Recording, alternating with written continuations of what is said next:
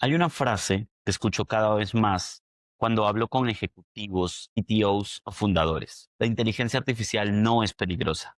Lo peligroso es la gente que no sabe usarla.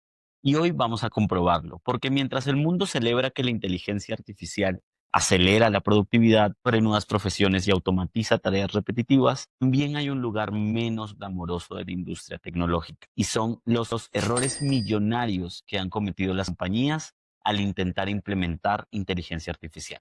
Errores que no ocurrieron necesariamente por malas herramientas, sino por problemas de diseño o problemas al entender los datos. Hoy vamos a revisar dos de los casos más emblemáticos y documentados de los últimos años sobre el uso de la inteligencia artificial en las áreas de compañías. Y para hablar de eso hoy está un invitado de confianza del canal, Juan David Vargas. Para quienes no te conocen, Juan David, por favor, cuéntanos más de ti, cuéntanos de cómo tu experiencia nos va a aportar a este capítulo de las notas del reclutado. Claro que sí, Juan Diego, muchas gracias por invitarme. Bueno, para toda la audiencia, mi nombre es Juan David Vargas, tengo experiencia en inteligencia artificial, trabajé como consultor de inteligencia artificial en Londres, he trabajado para empresas de tecnología en Nueva York y actualmente vivo en Colombia trabajando para una empresa de Estados Unidos. Perfecto, Juan. Hoy vamos a hablar de dos historias, como te decía. La primera es sobre una empresa que creo que todos conocemos, un clásico cuando hablamos de grandes empresas, de empresas que lo dominan todo, casi de monopolios. Vamos a hablar de Amazon. Hablamos de Amazon, vamos a hablar de un proyecto que empezó en el 2014, antes de la locura de ChatGPT, de todo lo que pasó después con todas las nuevas aplicaciones que salieron relacionadas a inteligencia artificial. Amazon en 2014 tenía un reto, es que tenían muchas contrataciones que hacer. Entonces, para superar este reto, ellos decidieron formar un equipo élite de ingenieros. Era un proyecto completamente confidencial, parte de una iniciativa que se llamaba Amazon Machine Learning Initiative. Básicamente, el problema o el gran reto era construir el primer sistema de reclutamiento completamente automatizado del mundo. Pero claro, no estamos hablando de 2025, estábamos hablando de 2014. No sé, Juan, desde tu experiencia, si tú recuerdas cuáles eran las herramientas cercanas o qué proyectos en ese entonces antes de que creo que ChatGPT marca un antes y un después en lo que fue inteligencia artificial y machine learning. Entonces, ¿qué dirías tú que recuerdas que se implementaba en ese entonces o antes de las herramientas más famosas, digámoslo? Bueno, vamos a hablar de una época donde las presentaciones no eran en Canva, no iban Ujú. bonitas, ¿no? Eran presentaciones hechas en PowerPoint, cantidades y cantidades de spreadsheets, o sea, de Así Excel. es. Digamos que hacer diseño gráfico era todo digamos, un desafío. Y hasta ahora se empezaba a hablar un poquito de los sistemas en la nube. Bien, podemos volver a remontar un poco el tiempo y hablar un poco de redes sociales. Instagram hasta ahora estaba desarrollando su algoritmo. Entonces la tecnología hasta ahora estaba dando sus primeros pasos. Y algo que me parece interesante ahí, Juan Diego, es que Amazon fue de los pioneros en apostarle a la tecnología. Y bueno, puedes Sí. mirar hoy en día quién es Amazon. Ellos en esos momentos, en 2014, su reto era procesar más de 50,000 hojas de vida al año. Que si te soy sincero, pensando en lo que es Amazon, y siquiera son tantas hojas de vida para la cantidad de hojas de vida que existen ahora, porque como ahora tenemos más producción de contenido, más personas se postulan más rápido y se le tiene que pagar más publicidad a las postulaciones, por lo que parece entonces era bastante, pero estoy seguro que Amazon hace mucho superó esos números. Entonces ellos se estaban preparando para lo que se venía y lo que necesitaban era un análisis de 50,000 hojas de vida que pudieran ser analizadas sin intervención humana, ¿sí? Sobre el papel esto era increíble, pero en la práctica es muy difícil crear un sistema en el que no intervengan humanos, sobre todo con las herramientas que existían en ese tiempo. Básicamente lo que hizo el grupo de ingenieros fue tomar 10 años de datos históricos y con eso entrenar un modelo que predecía cuáles eran los mejores candidatos para cada cargo, ¿sí? Obviamente yo no soy técnico, yo me dedico a reclutar perfiles técnicos, a encontrar perfiles técnicos, yo no lo soy, pero el elemento lógico que se podría pensar ahí es, en la base de datos identificas palabras claves que coinciden y por lo tanto sugieres cuál hoja de vida está mejor calificada. Esto hoy lo hace LinkedIn, lo hace el empleo y demás. Sí, digamos, a mí me parece también interesante algo, Juan Diego, que mencionas y es el hecho de dónde está aprendiendo un algoritmo, ¿no? Ujú. Y de dónde está aprendiendo nuestra inteligencia artificial. Y esto para la audiencia, digamos, les voy a decir que es bastante relevante, ¿sí? Si yo le enseño a mi inteligencia artificial de cierto vocabulario, de cómo me comunico, pues es evidente que yo voy a tener resultados en los que la inteligencia artificial se sesgue a solamente, digamos, el vocabulario que utilizo. Sobre el vocabulario, precisamente, este modelo, porque no era la inteligencia artificial en ese entonces, pero era parte del machine learning, logró tomar esta base de datos y dijo, si este es el número de candidatos que son elegidos y este es el número de candidatos que son rechazados, yo lo que necesito es tratar de encontrar qué características comparten los candidatos elegidos y los candidatos rechazados. Y aquí es donde viene el problema, porque los candidatos rechazados tenían ciertas palabras que coincidían. Una de ellas era Women's Soccer Team o Asociación de Mujeres en Ciencias, colegios femeninos o en general palabras femeninas. Lo que aprendió esta inteligencia artificial es básicamente a discriminar a las mujeres. La contratación de mujeres en Amazon comenzó a disminuir drásticamente y les tomó para ellos varios meses darse cuenta. Esto no fue de la noche a la mañana porque la instrucción para los reclutadores es continúa con los candidatos que elija la inteligencia artificial. Entonces, tú como reclutador tomas muchas entrevistas y luego de varias semanas trabajando te das cuenta como, oh, qué raro, hay muchos postulantes hombres y pocas mujeres.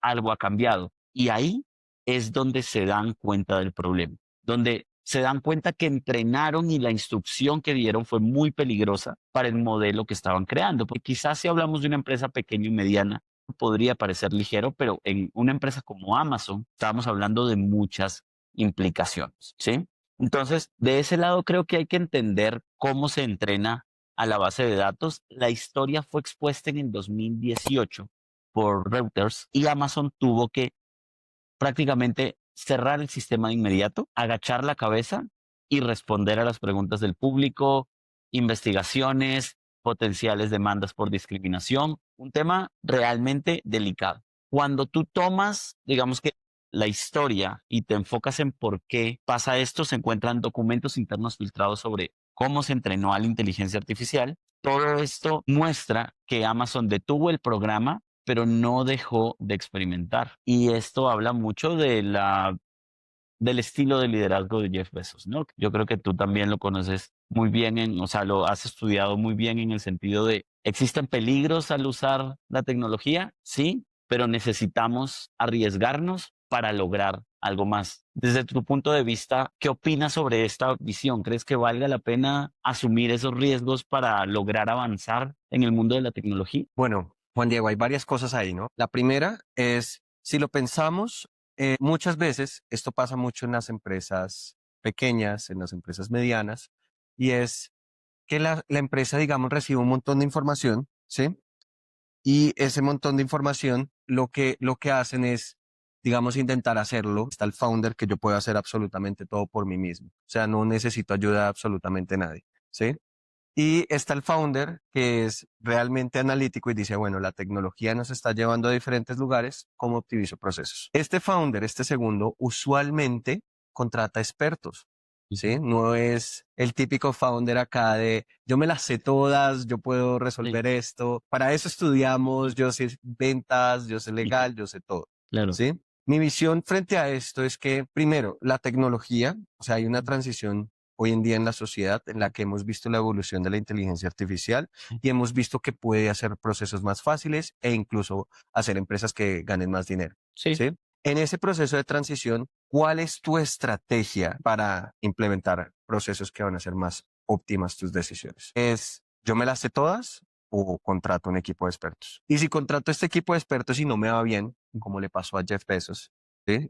En su momento, ¿qué decisiones vas a tomar? ¿Vas a encontrar otro experto que te ayude? ¿O sencillamente vas a decir, esto no me funciona, esto no es lo mío, voy a seguir por otro? Entonces, sí, Yo seguiría, yo seguiría.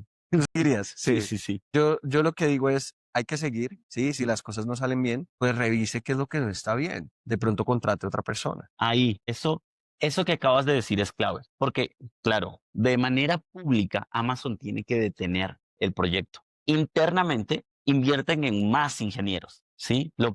Al ver este problema, ellos no se echaron para atrás.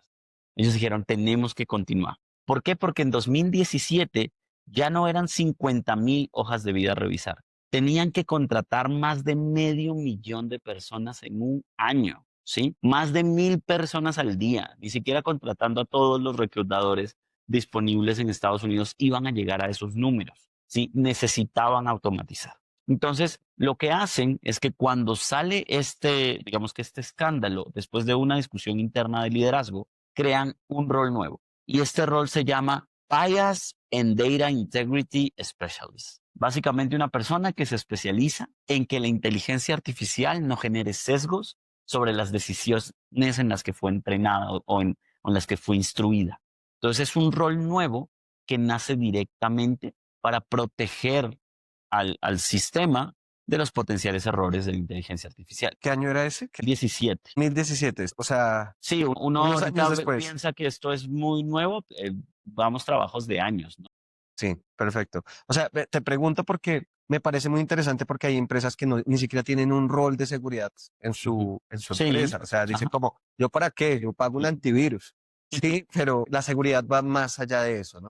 Claro. Y esto lo podemos ver, digamos, un ejemplo claro, ¿no? O sea, cómo íbamos a terminar solo contratando hombres sabiendo que hay muchas mujeres mucho más capaces que muchos más hombres, sencillamente porque la inteligencia artificial estaba sesgada. Entonces, mi invitación, si usted es emprendedor, si usted es empresario, empiece a pensar en cómo está protegiendo sus datos. Más Sí, allá de que suene como el tema aburrido de protección de datos, cómo esto me va a ayudar para tomar mejores decisiones. sí. Y si quieren realmente preocuparse por implementar cosas interesantes que les ahorren tiempo y dinero en las compañías, mi recomendación es que visiten aiartisans.co. Pueden agendar una consulta completamente gratuita con uno de nuestros consultores en inteligencia artificial para que les muestre qué cargos deberían agregar a su equipo para optimizar los procesos que tienen. Con esto, nos vamos al siguiente caso. El siguiente caso es de una empresa que se llama Clearview AI, el experimento que nadie quiso firmar, es como lo titulamos nosotros, ¿sí? Entonces, esta empresa básicamente se encargó de trabajar en una idea que se tenía mucho en el mercado, pero que nadie se atrevía a hacerla. Y era crear la base de datos de reconocimiento facial más grande de todo el planeta. Es un proyecto muy ambicioso, pero si lo logras, tienes muchísimos negocios detrás de ti, porque mucho de lo que se implementa hoy se basa en el reconocimiento facial. Perdóname, Juan Diego, ahí te interrumpo, pero es bastante interesante porque es una de las apuestas de Sam Altman, el creador de ChatGPT, Sí, también estuvo en Y Combinator. ajá.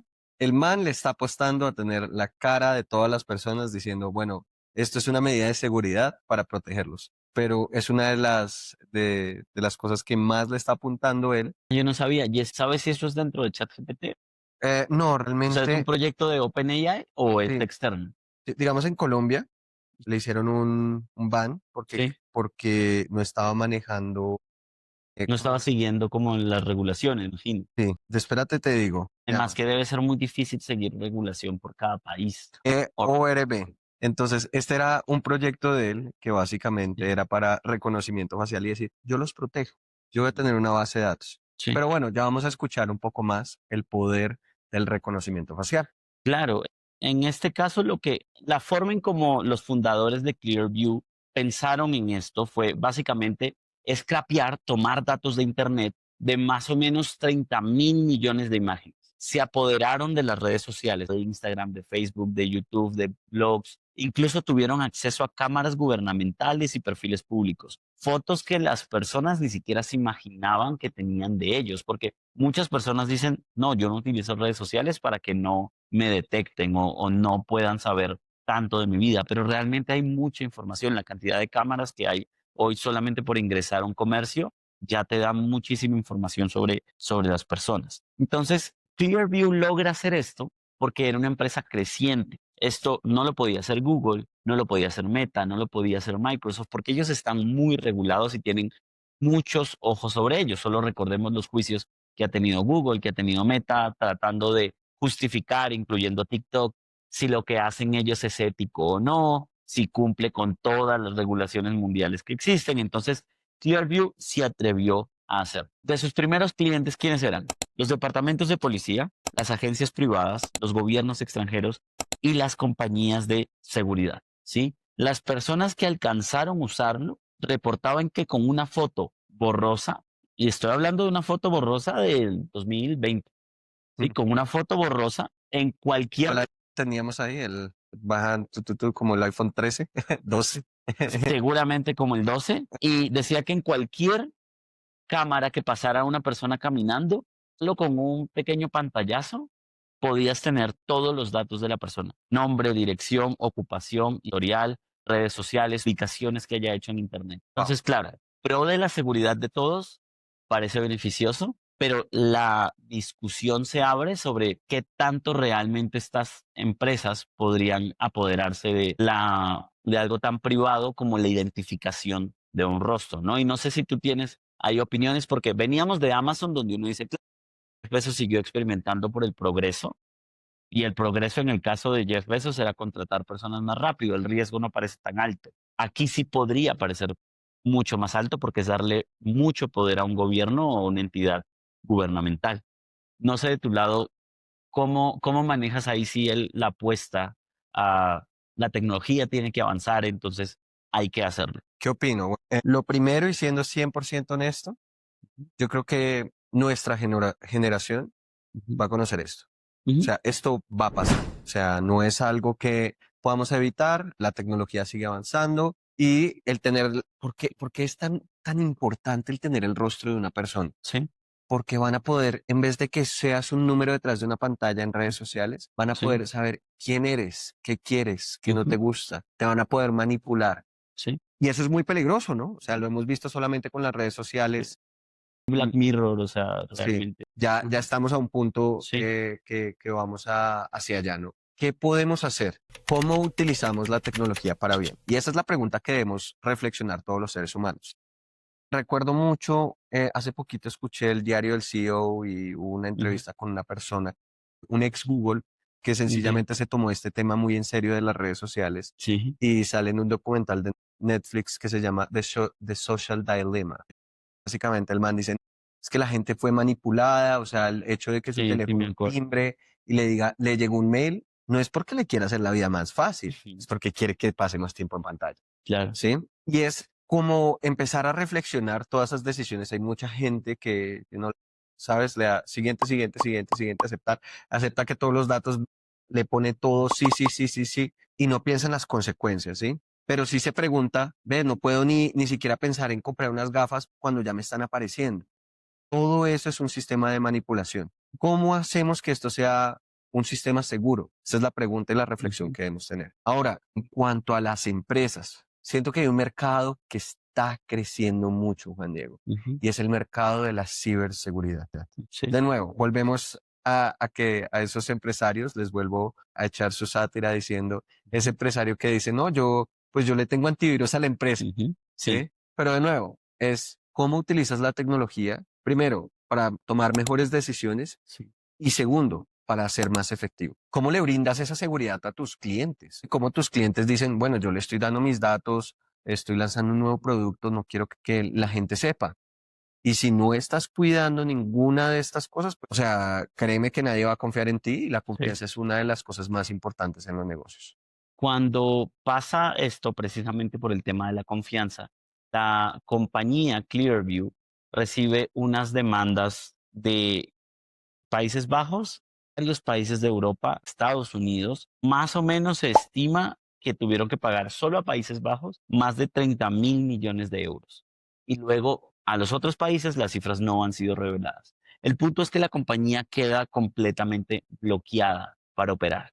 Se queda quieta hace más o menos unos 2 años, pero no cierra. No Eso sé, quiere, no ha cerrado. sigue La compañía funcionando. sigue funcionando, sigue teniendo empleados y sigue alimentando su base de datos, ¿sí? Ya no se puede vender libremente, o sea, si tú vas a la página no puedes adquirir el acceso a la base de datos de rostros más grandes del mundo, pero sí tiene acuerdos especiales para situaciones controladas. Entonces, Llamemos controladas, sí, y ese estoy controlada. casi seguro que en unos años va a ser más flexible la capacidad de moverse a otros mercados que va a tener, ¿no? El problema o lo que detona la demanda es la alta cantidad de falsos positivos en personas que enfrentan problemas de la ley por esta aplicación. Es decir, que mañana llega un policía a tu casa y te dice, nosotros lo vimos en tal lugar y usted cometió un crimen y en realidad eso no había pasado nunca. Pero no lo hacen de la manera más amigable, es decir, existe violencia, violación de algunos derechos básicos humanos. Ahí es donde llega el verdadero problema de darle tanto poder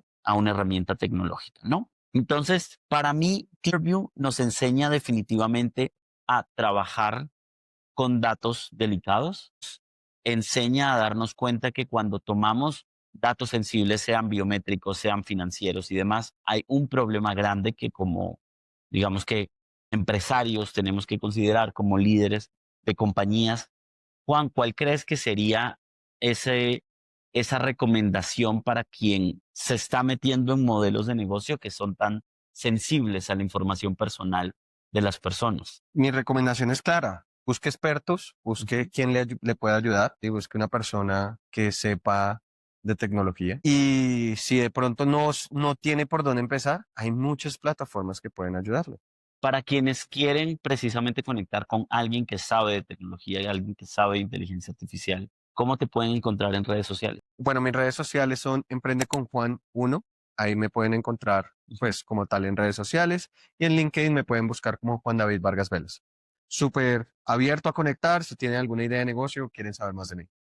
Perfecto. Aquí tienen dos historias reales, dos advertencias. Amazon nos mostró que la inteligencia artificial aprende de nuestros errores, mientras que Clearview nos mostró que la inteligencia artificial amplifica nuestras peores decisiones. Para quienes quieren saber más de historias como estas, síganos en el siguiente capítulo de las notas del reclutador. Bye.